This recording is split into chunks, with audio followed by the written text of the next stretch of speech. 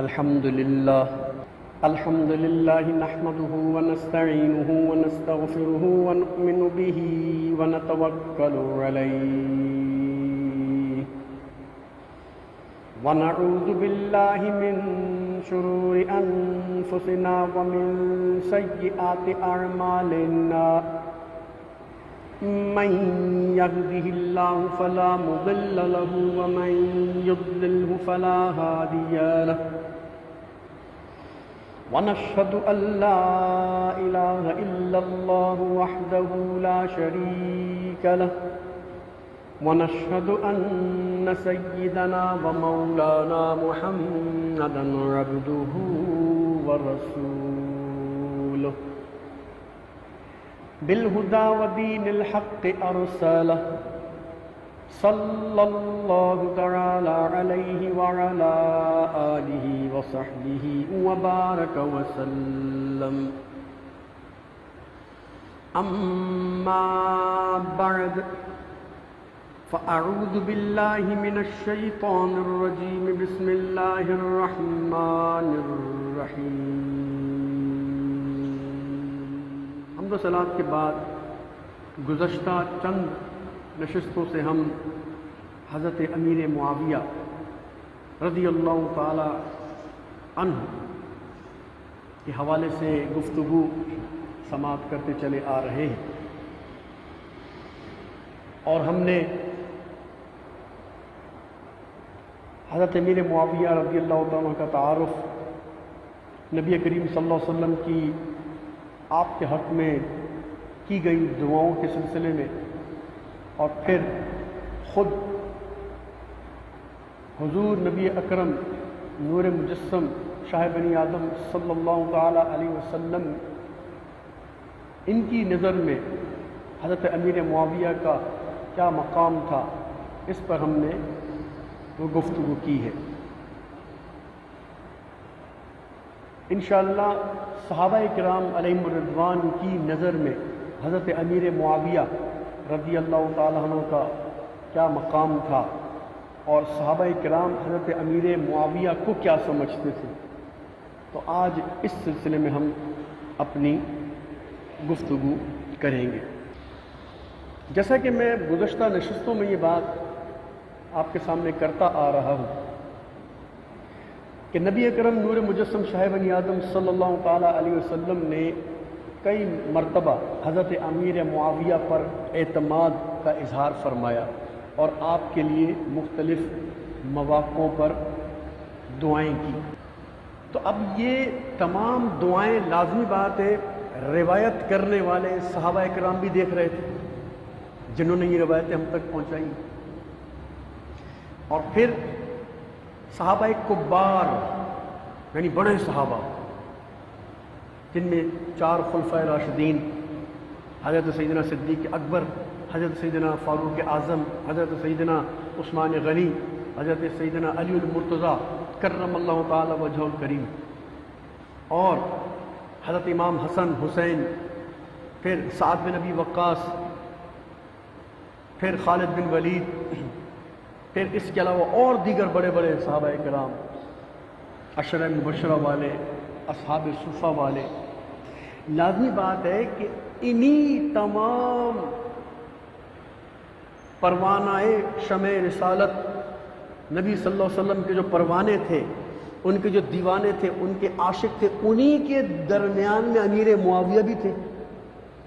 امیر معاویہ نے کوئی الگ سے زمانہ تو نہیں پایا تھا، وہ انہی صحابہ کے ساتھ حضرت صدیق اکبر رضی اللہ عنہ کے ساتھ اٹھتے بیٹھتے تھے، حضرت سیدنا فاروق اعظم رضی اللہ عنہ کے ساتھ اٹھتے بیٹھتے تھے، حضرت سیدنا علی المرتضیٰ کرم اللہ تعالیٰ وجہہ کریم کے ساتھ اٹھتے بیٹھتے تھے، حضرت سیدنا عثمان غنی رضی اللہ عنہ کے ساتھ اٹھتے بیٹھتے تھے، دیگر صحابہ کرام، کیونکہ ایک ہی محلہ، ایک ہی شہر، ایک ہی علاقہ، تو اس کے اندر کیسے ہو سکتا ہے کہ امیر معاویہ رضی اللہ تعالیٰ عنہ پر کسی کی نظر نہ پڑتی ہو، ان کے فضائل، ان کے مرتبے لوگوں کو معلوم نہ ہو؟ اور حضرت امیر معاویہ کا سب سے بڑا جو منصب ہے، سب سے بڑا جو مرتبہ ہے، سب سے بڑا جو اعزاز ہے، جس اعزاز پر دنیا کا کوئی بھی شخص انکار کر ہی نہیں سکتا، وہ شرف صحابیت ہے۔ کہ نبی کریم صلی اللہ علیہ وسلم کے آپ صحابی ہوئے، بس بات ختم ہو گئی۔ بڑے سے بڑا غوث قطب ابدال صحابی رسول کے مرتبے کو نہیں پہنچ سکتا، بڑے سے بڑا آج کل کے زمانے کا کوئی بھی عالم، مفتی، مجتہد جو بھی ہو، وہ صحابی کے درجے کو نہیں پہنچ سکتا۔ تو یہ شرف کیا کم تھا؟ پھر نبی صلی اللہ علیہ وسلم کی بارگاہ میں رہ کر ان کی صحبتیں اٹھانا اور ان کے فرمودات کو سننا اور آپ سے نبی کریم صلی اللہ تعالیٰ علیہ وسلم سے روایتیں لینا اور آگے بیان کرنا، یہ تمام کام حضرت امیر معاویہ بھی دوسرے صحابہ کی طرح کر رہے تھے۔ حضرت امام بخاری رحمۃ اللہ نے آپ سے روایتیں لیے، امام مسلم نے آپ سے روایتیں لیے، ترمذی نے لیے اور دیگر لوگوں نے لیے۔ تو کہنے کا مطلب ہے کہ وہ انہی صحابہ کے طبقے میں، اسی گروہ میں آپ موجود تھے۔ تو میں نے ایک آپ کو روایت بتائی تھی، یاد ہوگا آپ کو اپنی نشستوں کے اندر، کہ ایک موقع پر نبی مکرم نور مجسم شاہ بنی آدم صلی اللہ تعالیٰ علیہ وسلم اپنے صحابہ کے ساتھ تشریف فرماتے تو ایک دیہاتی ڈیل ڈول والے نے نبی صلی اللہ علیہ وسلم کو کشتی لڑنے کی آفر کی۔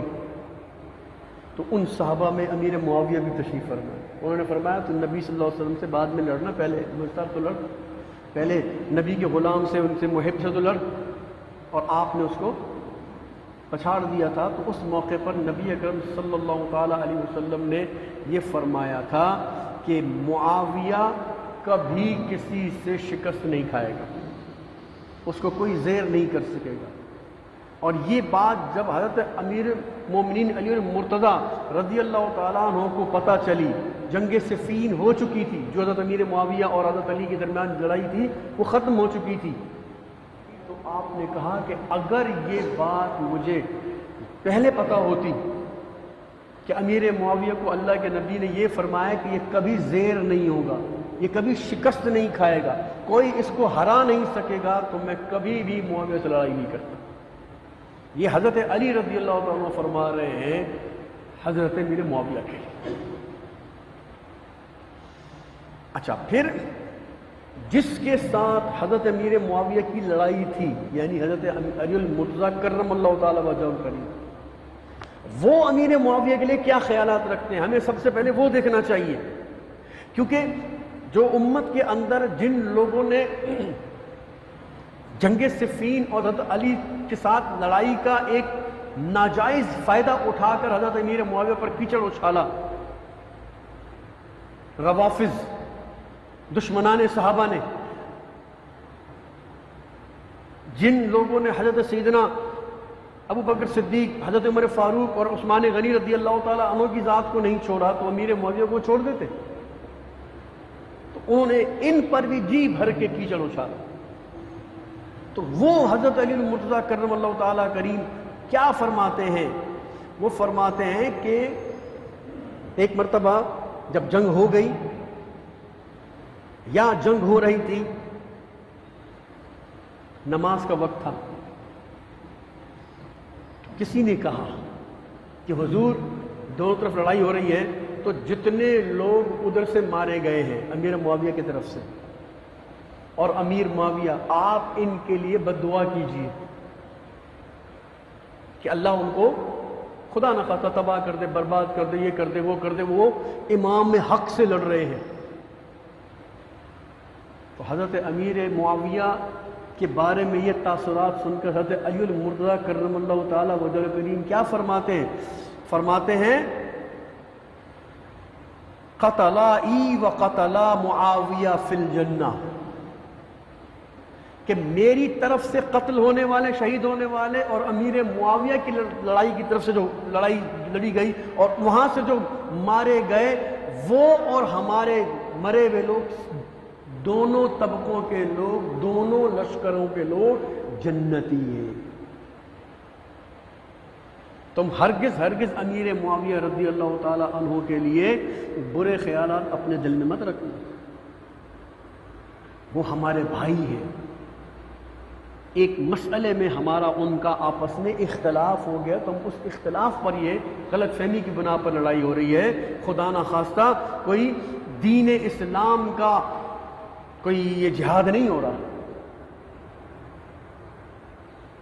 اسی طرح جب لڑائی ختم ہو گئی تو ایک مرتبہ ایک شخص نے حضرت امیر معاویہ کے بارے میں پھر الٹی سیدھی بکواس کی اور آپ سے بددعا کرنے کا کہا، تو آپ نے فرمایا اے لوگو، معاویہ کی حکومت کو برا مت سمجھو،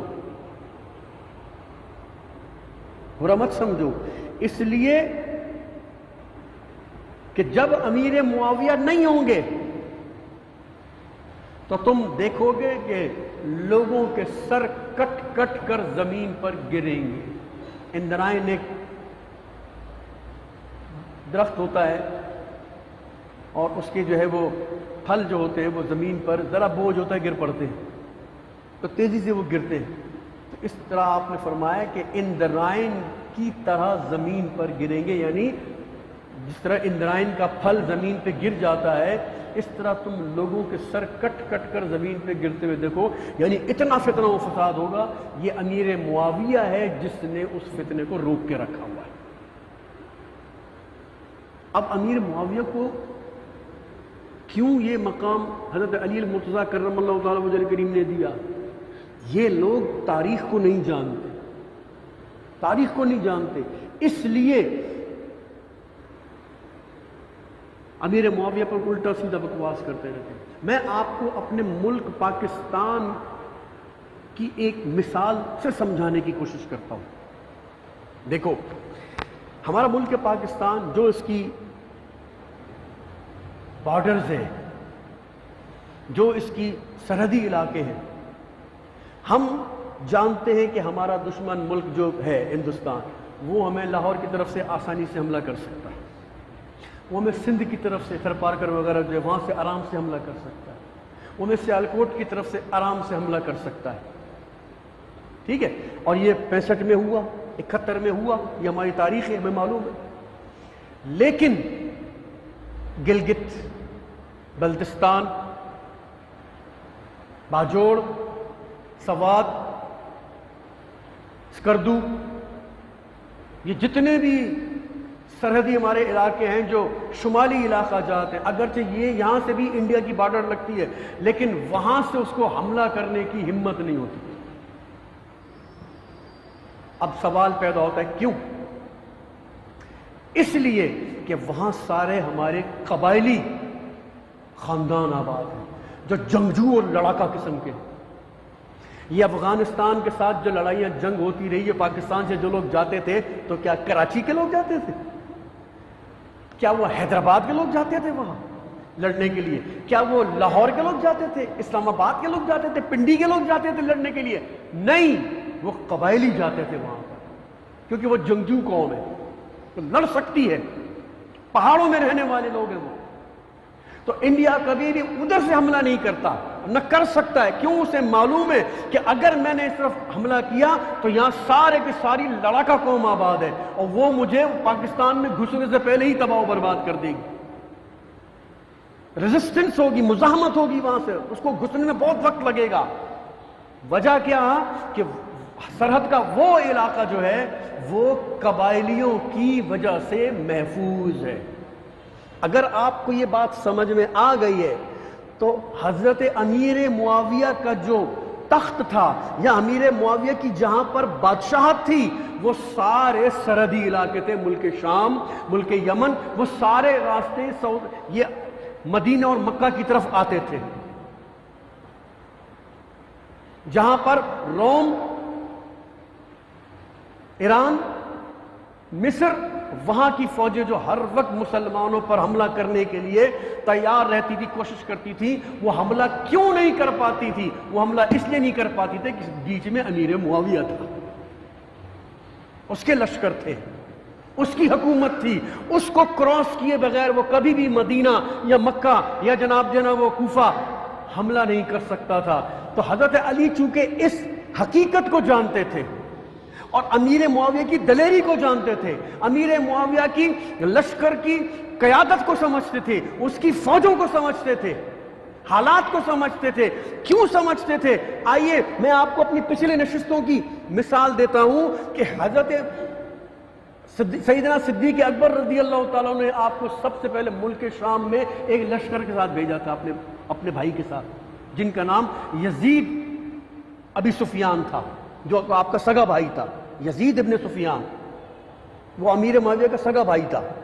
دوسرا یزید جو امام حسین سے ٹکرایا تھا وہ امیر معاویہ کا بیٹا تھا، اس نے اس کا نام اپنے بھائی کے نام پہ رکھا تھا۔ تو یزید ابن سفیان امیر معاویہ کا سگا بھائی تھا، وہ لشکر لے کر گیا تھا تو حضرت سیدنا صدیق اکبر نے اس کے پیچھے بھیجا تھا کہ جاؤ اپنے بھائی کی مدد کے لیے لشکر لے کر جاؤ۔ پھر جب وہ فوت ہو گیا، آگے چل کے واقعات آئیں گے، میں بتاؤں گا جنگی خدمات جب ہم امیر معاویہ کی سنیں گے اس میں پوری تفصیل آپ کو بتاؤں گا۔ اس کے بعد امیر معاویہ نے وہ کمان سنبھالی اور اس کے بعد وہ وہاں رہے۔ سیدنا صدیق اکبر نے اپنی پوری خلافت میں کبھی ان کو نہیں اٹھایا۔ حضرت سیدنا امیر المؤمنین فاروق اعظم رضی اللہ تعالیٰ نے کبھی ان کو وہاں سے نہیں ہٹایا۔ حضرت عثمان غنی رضی اللہ تعالیٰ عنہ نے کبھی اس منصب سے ان کو نہیں ہٹایا۔ تقریباً 25 سال کے قریب میرے بھائیوں، 25 سال کے قریب امیر معاویہ کو حکومت کرتے ہوئے حضرت علی دیکھ رہے تھے۔ 25 سال تک اس نے اسلامی سرحدوں کی حفاظت کی تھی، کسی کو گھسنے کی مجال نہیں ہوتی تھی۔ جب ہی آپ فرماتے تھے کہ لوگوں امیر معاویہ کی حکومت کو برا مت سمجھنا، اس لیے کہ امیر معاویہ نے ساری بین الاقوامی سپر پاورز کو مدینہ اسلام کے مرکز پہ حملہ کرنے سے روک کے رکھا ہوا ہے۔ یہ ختم ہوا، یہ چلا گیا، تم دیکھو گے کہ مسلمانوں کی گردنیں کٹ کٹ کر گر رہی ہوں گی، کیونکہ وہاں سے وہ سارے حملہ کر کے مسلمانوں کو مارنے کی کوشش کرتے۔ یہ ہے اس بات کی حقیقت۔ امیر معاویہ کو لوگ سمجھتے کیا ہیں؟ امیر معاویہ رضی اللہ تعالیٰ عنہ نے جتنی اسلام کی خدمت کی ہے، جتنا اسلام کا دفاع آپ نے کیا ہے، کسی نے نہیں کیا اتنا، کسی نے اتنا نہیں کیا۔ کیوں؟ جنگ جا کے لڑی جاتی ہے، لڑنے کے بعد فتح کر کے وہاں سے دوسرے محاذ پہ چلا جاتا ہے آدمی، وہاں سے لڑا تیسرے محاذ پہ چلا گیا، واپس آ گیا کسی اور محاذ پہ نکل گیا، لیکن ایک ہی جگہ پہ سرحدی علاقوں پہ پڑاؤ ڈال کے بیٹھنا، حکومت بنا کر بیٹھنا، یہ بڑا دل جگرے کا کام ہوا کرتا ہے۔ اسی لیے امیر معاویہ کی بہادری، دلیری، ہیبت کو دیکھتے ہوئے کسی خلیفہ نے ان کو وہاں سے نہیں ہٹایا۔ خود امیر المومنین علی المرتضیٰ رضی اللہ تعالیٰ نے بھی ان کی سبکدوشی یا اس سے عہدہ لینے کی کبھی بات نہیں کی کہ تو چھوڑ دے۔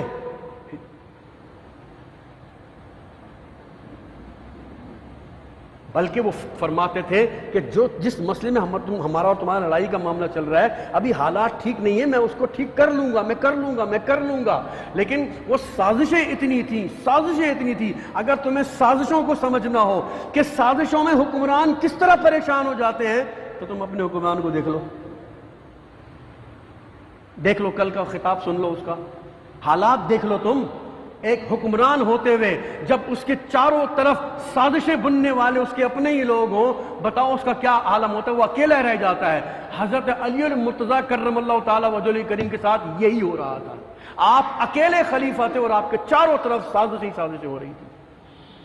ایسے حالات میں حضرت عثمان رضی اللہ عنہ نے قاتلوں کو چھیڑنا ایک بہت بڑے فتنے کا سبب بن سکتا تھا، اس لیے آپ کہتے تھے امیر معاویہ کو تھوڑا صبر کرو، میں کر لوں گا، میں سب کو کیفر کردار تک پہنچا دوں گا۔ لیکن امیر معاویہ رضی اللہ عنہ کہتے تھے کہ نہیں، اس طرح دیر کریں گے تو وہ اور طاقتور ہوتے چلے جائیں گے، وہ اور لوگوں کو ملاتے چلے جائیں گے۔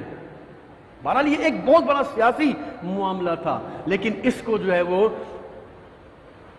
امت میں تفرقہ ڈالنے والے، امت کے اندر انتشار پیدا کرنے والوں نے غلط رنگ دے کر امیر معاویہ رضی اللہ تعالیٰ عنہ کی شخصیت کو انتہائی داغدار کر دیا۔ اچھا، اب یہاں پہ ایک چھوٹی سی بات میں آپ کے سامنے کرتا ہوں۔ حضرت علی المرتضیٰ کرم اللہ تعالیٰ وجہہ الکریم کی جب شہادت ہو گئی تو آپ کا بیٹا حضرت امام حسن رضی اللہ تعالیٰ وہ خلیفہ بنے۔ اب جب وہ خلیفہ بنے، چلو ایک بات میں کرتا ہوں کہ امیر معاویہ کے ساتھ معاملات میں حضرت علی رضی اللہ تعالیٰ کو کوئی مغالطہ ہوا ہو، معاذ اللہ، کوئی غلطی لگی ہو، معاذ اللہ، کوئی جو ہے وہ معاملات وہ ٹھیک طریقے سے ٹیکل نہ کر سکے ہوں، معاملات کو ٹھیک نہ کر سکے ہوں، معاذ اللہ، ورنہ حضرت علی رضی اللہ تعالیٰ سے تو ایسا ممکن ہی نہیں ہے، کیونکہ آپ کو اللہ تعالیٰ کے پیارے محبوب صلی اللہ علیہ وسلم نے علم کا دروازہ قرار دیا ہے۔ لیکن ہم ایک بات کرتے ہیں، مفروضے کے طور پہ تو حضرت حسن رضی اللہ تعالی عنہ جو کہ آپ کے سگے صاحبزادے تھے، انہوں نے حضرت علی مرتضیٰ رضی اللہ تعالی عنہ کی اس خلافت کو سنبھالا، اور چند مہینے بعد ہی حضرت امیر معاویہ رضی اللہ تعالی عنہ کے حق میں دستبردار ہو گئے، اور پوری کی پوری خلافت آپ نے امیر معاویہ کو عطا کر دی۔ اب میرا وہی سوال جو میں نے چوتھی نشست میں بھی کہا تھا، تیسری نشست میں بھی کہا تھا، آج میں امام حسن رضی اللہ تعالیٰ کے حوالے سے کہتا ہوں، کیا آج جتنے بھی علامہ، فہامہ، مفتی، مجتہد اور بڑے بڑے ذاکر اور بڑے بڑے بک بک کرنے والے وہ امیر معاویہ کو زیادہ جانتے تھے یا امام حسن امیر معاویہ کو زیادہ جانتے تھے؟ میں آپ سے پوچھتا ہوں۔ امیر معاویہ ان کے سامنے تھے۔ آج جس طرح کا بھی کیچڑ خدا نخواستہ ان کے اوپر ڈالا جائے، حضرت امام حسن رضی اللہ تعالیٰ عنہ کی صلح اور ان کے لیے اپنی خلافت کو چھوڑنا ان سب کے منہ پر پلوتے اور لانتے ہیں۔ ہے کوئی مائی کا لال یہ کہہ سکے کہ میں امام حسن سے زیادہ امیر معاویہ کو جانتا ہوں؟ جو بھی آج امیر معاویہ کو جانتا ہے وہ جھوٹوں کے جھوٹ کی وجہ سے اس کے اوپر داغدار کرتا ہے اس کو، اور اس کے اوپر الزام لگاتا ہے۔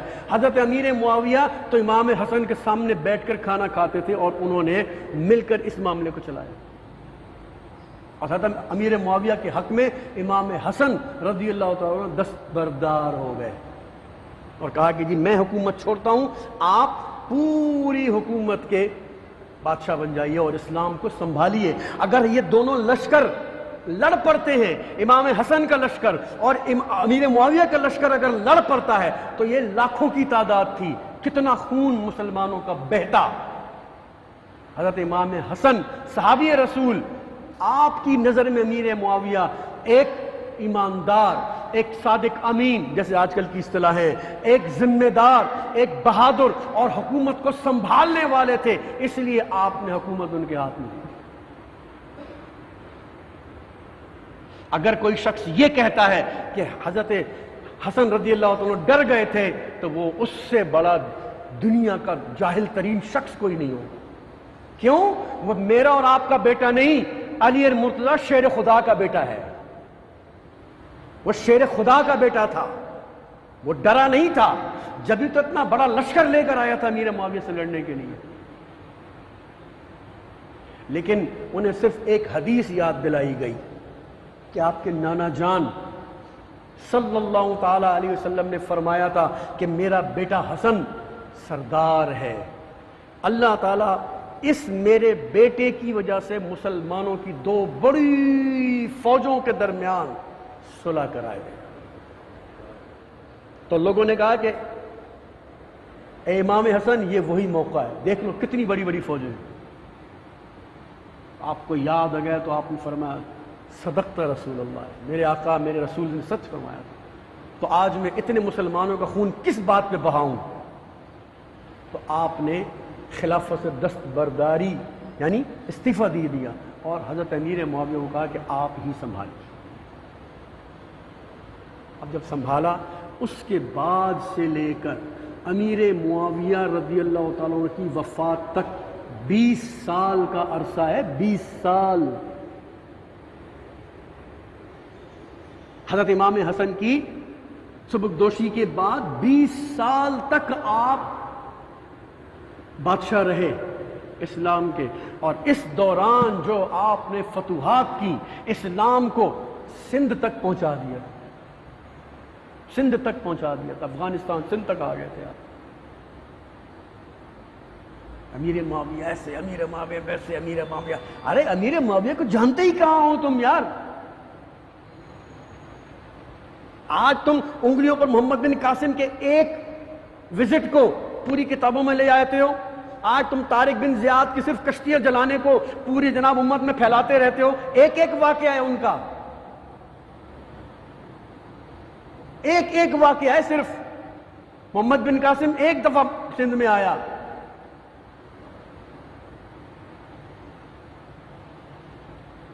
اور امیر معاویہ نے 4 لاکھ مربع میل تک حکومت کی، وہ کسی کو نظر نہیں آتا اندھوں کو. 4 لاکھ مربع میل تک آپ کی حکومت تھی اسلام کی. اور مجال ہے آپ کے دور حکومت میں کوئی غیر اسلامی کام کسی علاقے میں ہو جاتا؟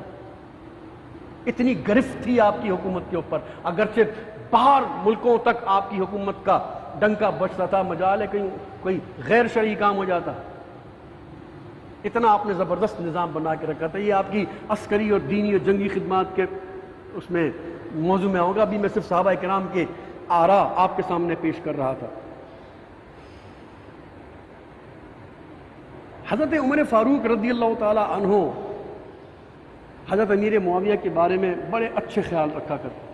انشاءاللہ میں وہ اس کے لیے الگ سے ایک نشست رکھوں گا کہ جس میں میں حضرت امیر معاویہ کے بارے میں حضرت عمر فاروق رضی اللہ عنہ کے کیا تاثرات ہیں وہ میں آپ کو بتاؤں گا. ابھی میں دیگر صحابہ کرام کے حوالے سے بات کرتا ہوں. حضرت عبداللہ ابن عباس رضی اللہ تعالی عنہ نے کہا کہ امیر معاویہ وہ خوش قسمت آدمی ہے. یہ صحابہ کرام ساتھیوں کے تابعین کے سامنے بیان کر رہے تھے امیر معاویہ کے حوالے سے کہ بھئی انہوں نے نبی اکرم صلی اللہ علیہ وسلم کے بال کاٹے حجامت کی، مونچھوں کے بال تراشے، داڑھی کے بال تراشے، سر کے بال تراشے، اور آپ جو ہے نبی صلی اللہ علیہ وسلم کی دیگر خدمات کے ساتھ کبھی کبھی سرکار صلی اللہ علیہ وسلم کے بال بھی کاٹ دیا کرتے تھے. تو لوگوں نے پوچھا کہ جناب واقعی یہ حدیث تم تک پہنچی ہے، لیکن کیا معلوم یہ بات سچی ہے کہ نہیں؟ کیا معلوم یہ بات سچی ہے کہ نہیں؟ تو حضرت عبداللہ ابن عباس نے فرمایا یہ امیر معاویہ نے خود مجھے بتایا تھا. اور یاد رکھ لو امیر معاویہ کبھی بھی نبی صلی اللہ علیہ وسلم کے حوالے سے جھوٹ نہیں بول سکتے کیونکہ وہ صحابی رسول. اور میرا موضوع نہیں ہے یہ، لیکن میں ایک بات کہہ دیتا ہوں، موقع ہے تو کہہ دیتا ہوں کہ نبی صلی اللہ علیہ وسلم کے حوالے سے وہ جھوٹ نہیں بول سکتے. کیوں نہیں بول سکتے؟ اس لیے کہ اللہ کے نبی نے فرمایا کہ جس نے مجھ پر جھوٹ باندھا وہ اپنا ٹھکانہ جہنم میں بنائے گا. اس کا ٹھکانہ جہنم ہے جو مجھ پر کوئی جھوٹی بات کرے گا. وقت بس 2-4 منٹ رہ گئے. میں اپنے اس ٹاپک کو یہیں روک کر اس بات پر تھوڑی سی گفتگو کرنا چاہتا ہوں کہ اللہ کے نبی نے فرمایا کہ جس نے مجھ پر جھوٹ باندھا اس کا ٹھکانہ جہنم میں. آج آپ فیس بک کھول کے دیکھو، آج آپ واٹس ایپ کھول کے دیکھو، آج آپ یوٹیوب کھول کے دیکھو، آپ انسٹاگرام کھول کے دیکھو، آپ ٹک ٹاک اٹھا کر دیکھ لو، سب میں الٹی سیدھی فضولیات باتیں لکھی ہوئی ہوتے ہیں اور آگے کیا لکھا ہوتا ہے؟ نبی صلی اللہ علیہ وسلم نے فرمایا، نبی صلی اللہ علیہ وسلم نے فرمایا، نبی صلی اللہ علیہ وسلم نے فرمایا. ارے اللہ کے بندو، نبی صلی اللہ علیہ وسلم کا ریفرنس تم دے رہے ہو، تمہیں خوف خدا نہیں؟ تمہیں شرم و حیا نہیں؟ میں جو کرتے میں ان کو بول رہا ہوں، میں آپ کو نہیں کہہ رہا.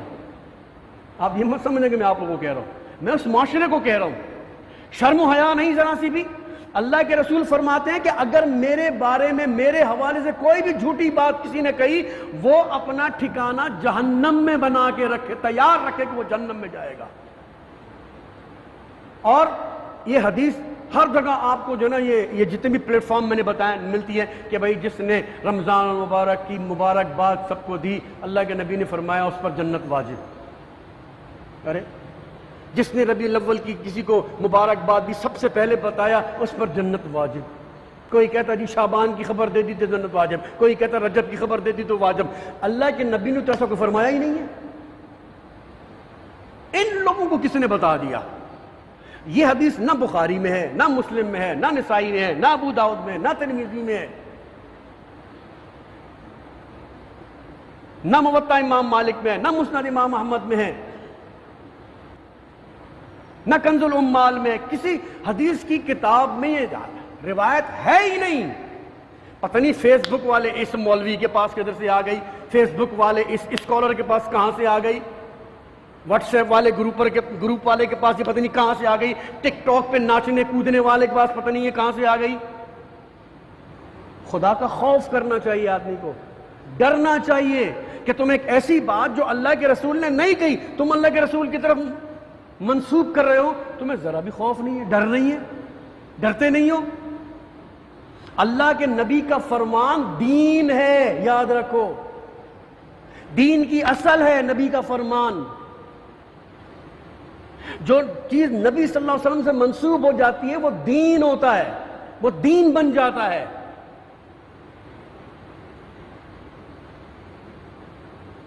یہاں جناب جس کا جی چاہتا ہے کوئی بھی روایت، کوئی بھی بات، فوراً جی نبی صلی اللہ علیہ وسلم نے فرمایا، نبی صلی اللہ علیہ وسلم نے فرمایا، نبی صلی اللہ علیہ وسلم نے فرمایا، اتنا جھوٹ، اتنا جھوٹ، اتنا جھوٹ اللہ کے رسول پر باندھا جاتا ہے، اور آخرت کا کسی کو خیال ہی نہیں ہے۔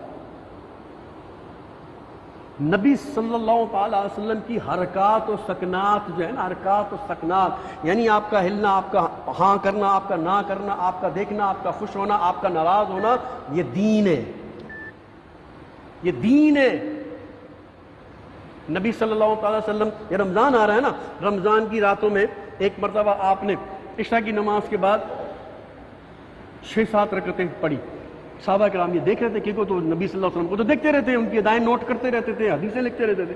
انہوں نے دیکھا کہ آج نبی صلی اللہ علیہ وسلم نے عشاء کی نماز کے علاوہ رمضان میں چند رکعتیں زیادہ پڑھی ہیں۔ نبی صلی اللہ علیہ وسلم چلے گئے حجرے میں، دوسرے دن آئے تو پھر آپ نے اسی طرح 8، 10، 6 رکعتیں پڑھی۔ صحابہ کرام نے کہا کہ ضرور سرکار صلی اللہ علیہ وسلم کو اس کا کوئی حکم ہوگا، انہوں نے بھی پڑھنا شروع کر دیا۔ 3 دن، بعض روایتوں میں 5 دن اور 7 دن، اس سے زیادہ نہیں ہے روایت۔ نبی صلی اللہ علیہ وسلم آتے رہے، پھر ایک دم آپ نے آنا چھوڑ دیا، یعنی عشاء کی نماز پڑھی فوراً حجرے میں چلے گئے، عشاء کی نماز پڑھی فوراً چلے گئے، عشاء کی نماز پڑھی فوراً چلے گئے، یعنی وہ جو 3-4 دن تک آپ زیادہ رکعتیں پڑھتے تھے وہ نہیں پڑھنے لگے۔ صحابہ کرام نے عرض کی، یا رسول اللہ صلی اللہ علیہ وسلم، ہمیں تو بڑا مزہ آ رہا تھا۔ یہ میں آج کی اصطلاح میں کہہ رہا ہوں، کیونکہ وہ تو نیکیوں کے حریص ہوتے تھے، نیکیاں پسند کرتے تھے، عبادت پسند کرتے تھے۔ یا رسول اللہ ہمیں تو مزہ آ رہا، آپ نے یہ کیوں چھوڑ دیا یہ پڑھنا؟ اب اللہ کے رسول صلی اللہ علیہ وسلم نے کیا فرمایا؟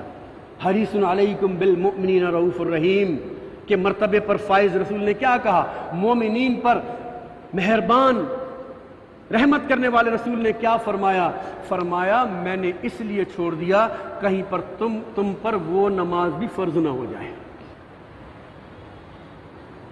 کہیں تم پر وہ جو رکعتیں میں اپنی مرضی سے پڑھ رہا ہوں تم بھی پڑھنے لگو تو کہیں تم پر فرض نہ ہو جائیں۔ اگر فرض ہو گئی تو تم سے پڑھا نہیں جائے گا، تم مشقت میں آ جاؤ گے، سارا دن کی بھوک پیاس تمہارے اوپر ہوگی تو تم سے ہو نہیں پائے گا، اس لیے میں نے اس کو ترک کر دیا۔ دیکھو نبی صلی اللہ علیہ وسلم کا ایک عمل جو اپنے لیے کر رہے تھے، امت بھی کرنے لگی تو آپ نے چھوڑ دیا، کیونکہ آپ نے فرمایا اگر میں کرتا رہتا تو کہیں تم پر فرض نہ ہو۔ آپ کا عمل امت کے لیے دین ہے۔ پھر مسواک کی حدیث تو آپ میں سے کتنے لوگوں کو پڑھی بھی ہوگی، آپ کو پتہ بھی ہوگا بعض میرے بھائیوں کو، کہ آپ نے فرمایا کہ اگر مجھے اپنی امت کی دشواری کا خیال نہ ہوتا تو میں ہر وضو کے ساتھ مسواک کو فرض قرار دے دیتا، کہ ہر وضو کرنے والا مسواک لازمی کرے گا ورنہ وضو ہوگا ہی نہیں۔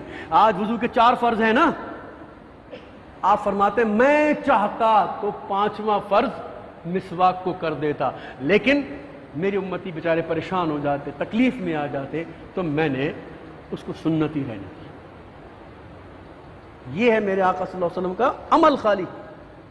نبی صلی اللہ علیہ وسلم نے فرمایا کہ اللہ تعالیٰ فرماتا ہے کہ جس کو استطاعت ہو، جس کے پاس طاقت ہو، اسے چاہیے کہ وہ اللہ کے گھر کا طواف کرے، حج کرے۔ نبی صلی اللہ علیہ وسلم نے فرمایا، اور ایسے فرما کے چپ ہو گئے۔ ایک صحابی نے کہا یا رسول اللہ ہر سال؟ آپ خاموش بیٹھے ہوئے۔ پھر اس نے کہا یا رسول اللہ ہر سال؟ نبی صلی اللہ علیہ وسلم پھر چپ رہے۔ اس نے جب تیسری مرتبہ کہا نا یا رسول اللہ ہر سال، تو آپ نے فرمایا کہ جس بات سے میں چپ ہو جایا کروں، بات نہ کیا کروں، اس کے پیچھے مت پڑا کرو۔ اگر میرے منہ سے ہاں نکل جاتا تو تمہیں ہر سال کرنا پڑتا، فرض حج تمہیں ہر سال کرنا پڑتا۔ میں تمہاری تکلیف اور تمہاری مشقت کی وجہ سے خاموش رہا، بار بار سوال مت کیا کرو۔ اگر میرے منہ سے ہاں نکل جاتا تو تمہیں مرتے دم تک ہر سال حج کرنا پڑتا شرائط کے ساتھ، اور تم کر نہ پاتے۔ تو دیکھو نبی صلی اللہ علیہ وسلم کی ہاں اور نہ دین ہے، دین بن جاتا ہے۔ تو میرے بھائیوں، نبی صلی اللہ علیہ وسلم کے حوالے سے تمہارے پاس کوئی میسج آ جائے کہ نبی صلی اللہ علیہ وسلم نے فرمایا کہ ایسا ایسا کرو گے تو ایسا ایسا ہو جائے گا، خدا کے واسطے اس کو آگے فارورڈ مت کیا کرو، ورنہ اگر یہ جھوٹی بات ہوئی، یہ غلط بات ہوئی، تو تم بھی اس کو آگے پہنچانے والوں میں حصے دار بن جاؤ گے۔ یاد رکھو، جو اینڈرائڈ موبائل رکھتا ہے، میسج پڑھتا ہے، فیس بک کے پڑھتا ہے، یا جناب انسٹاگرام کے پڑھتا ہے، یا جناب واٹس ایپ کے پڑھتا ہے، تو اس کے پاس جب کوئی یہ آئے، ایسا میسج آئے، اس کو بس وہیں پی جاؤ، ڈیلیٹ کر دو، صاف کر دو۔ تم پر اللہ نے یہ فرض تھوڑی قرار دیا کہ تم ہر بات کو آگے پہنچاؤ یار، تم پہلے اس قابل تو بنو، تمہیں پتا تو ہو کہ یہ بات سچی ہے جھوٹ ہے، اس کی کیا ہے حقیقت ہے، اس کے لائق اور قابل بنو تب آگے بھیجو۔ یہ تمہاری ذمہ داری نہیں ہے، یہ علماء کی ذمہ داری ہے دین پہنچانا، اور علماء اپنے فتووں کے ذریعے، اپنی کتابوں کے ذریعے، اپنے خطبات کے ذریعے لوگوں تک دین پہنچا رہے ہیں۔ میں اور آپ جو سادہ لوگ ہیں، ہمارے اندر وہ کوالٹی نہیں ہے، ہمارے اندر ہمارا وہ منصب نہیں ہے کہ ہم اس کو آگے پہنچا سکیں۔ یہ مسجد میں ایک بندہ کھڑا ہو جائے، جناب میرے پاس ایک چورن ہے، جیسے بس میں آ جاتے ہیں کہ میرے پاس جو ایک چورن ہے، ڈکار نہیں آ رہی ہے، آپ کو کھانا خراب ہو گیا، آپ کا پیٹ خراب ہو گیا، یہ لے لو، آپ کو ٹھیک ہو جائے گا۔ تو بس میں بکنے والی چیزیں کتنی اوتھینٹک ہوتی ہیں ذرا مجھے بتائیے، کتنی اچھی ہوتی ہیں بس میں بکنے والی چیزیں، مجھے بتاؤ۔ جو لیتا ہے تو بعد میں پھر وہ روتا بھی رہتا ہے، کیوں؟ وہ پھیریاں لگا کے بیچنے والا کوئی ڈاکٹر تھوڑی ہے اور کوئی حکیم تھوڑی ہے وہ۔ تو اسی طرح میرے بھائی، یہ فیس بک، یہ تمام چیزیں جو تمہارے پاس آ رہی ہوتی ہیں، تمہیں کیا معلوم کس نے بھیجا ہے، کون ہے یہ؟ تو میرے بھائیوں، خیال رکھو، اپنا بھی خیال رکھو، اپنے نبی صلی اللہ علیہ وسلم کے حوالے سے بڑے محتاط رہنا چاہیے، محبت جی توڑ کرو، لیکن کسی بھی حدیث کو بیان کرنے سے ڈرو۔ آپ کو معلوم ہے حضرت سیدنا صدیق اکبر رضی اللہ تعالیٰ عنہ سے بڑا نبی صلی اللہ علیہ وسلم کو جاننے والا کون ہے؟ آپ حضرت ابوبکر صدیق کی حدیثیں گن لیں، 3 4 5 حدیثیں آپ نے بیان کی ہیں، 3 4 5 6 7، اتنی بس سب سے کم حدیثیں بیان کرنے والوں میں حضرت ابوبکر صدیق کا نام آتا ہے۔ یہ کون ہے؟ یہ وہ شخص ہے جو نبی صلی اللہ علیہ وسلم سے صرف 2 سال عمر میں چھوٹا ہے، نبوت سے، اعلان نبوت سے پہلے بچپن کھیل کھیل کر ساتھ میں جیسے محلے داری میں گزارتے ہیں، آپ نے ساتھ گزارا ہے، تجارتی قافلوں میں آپ ساتھ رہے، محلے میں آپ ساتھ رہے، پنچایتوں میں آپ ساتھ رہے، اعلان نبوت ہوا تو ایمان لا کر آپ ساتھ رہے، ہر جنگ میں آپ ساتھ رہے، ہر سفر میں آپ ساتھ رہے۔ مجھے بتائیے، سب سے زیادہ حدیثیں تو آپ کی ہونی چاہیے تھی، ایک حرکت نبی صلی اللہ علیہ وسلم کی آپ کے سامنے آشکار تھی، لیکن سب سے کم حدیثیں آپ سے روایت ہوتی ہیں۔ آپ سے پوچھا گیا حضور کیوں نہیں کرتے؟ آپ فرماتے ہیں اس لیے کہیں ایسا نہ ہو کہ میرے منہ سے کوئی لفظ غلط نکل جائے اور نبی صلی اللہ علیہ وسلم نے ویسا نہ فرمایا ہو تو میرا ٹھکانہ جہنم میں نہ بن جائے۔ یہ کون کہہ رہا ہے؟ ابو بکر صدیق کہہ رہا ہے۔ اور ٹک ٹاک والوں، اور واٹس ایپ والوں، اور فیس بک والوں، ڈر جاؤ اس بات سے کہ ابو بکر صدیق جیسا شخص ساتھ رہنے والا آج بھی ساتھ ہے، قیامت میں بھی ساتھ ہوگا۔ وہ حدیث بیان کرتے ہوئے ڈرتا ہے کہ کہیں میرے منہ سے کوئی لفظ غلط نہ نکل۔ اور آج دھڑلے سے لوگ جناب جو ہے وہ جو ان کے منہ میں آتا ہے، جو ان کے ہاتھ میں آتا ہے، وہ لکھتے چلے جا رہے ہوتے۔